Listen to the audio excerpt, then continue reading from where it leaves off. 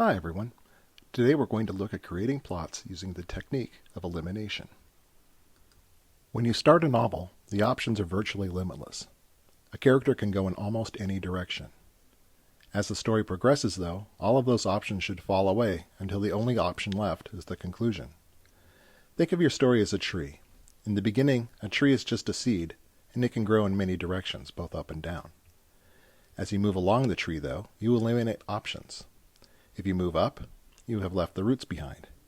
If you move past a branch, that branch is now behind you and can no longer be chosen. When you choose a branch, you eliminate everything but that branch. As you follow the branch along, you move by other branches until making another choice. At that point, your choices are narrow.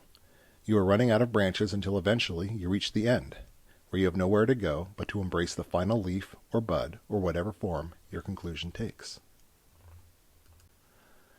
The choices in a novel run along those same lines. Every word, every paragraph goes towards developing your characters, your plot, and your themes. Each choice your characters make eliminates the other choices that could have been made. As each choice comes up, it further defines the character and eliminates the choices they could have made.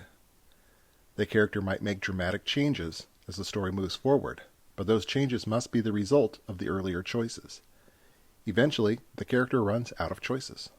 They arrive at the ending, knowing that is now the only ending that remained possible.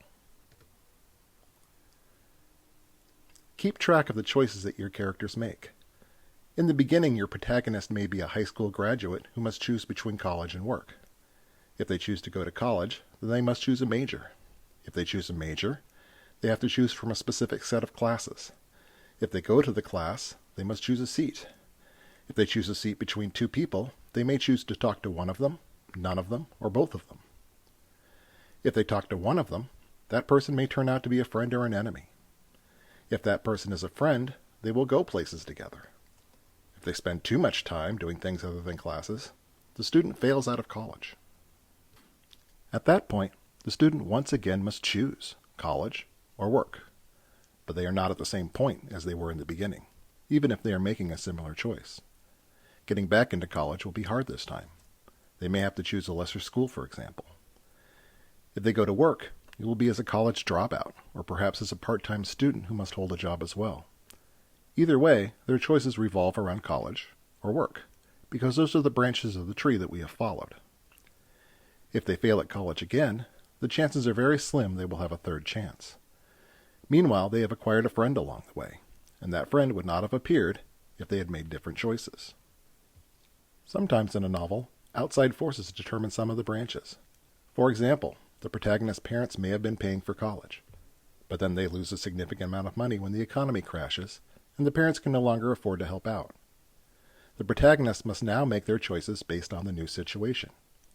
Be careful with outside forces, though. It is usually better for a story if the character's own choices determine their fate as much as possible.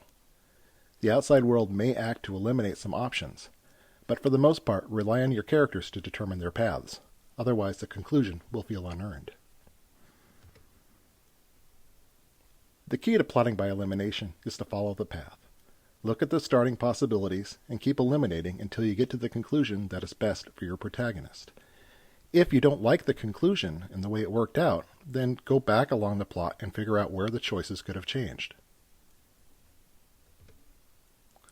Thank you. I appreciate you listening. Please like and subscribe. That would be great.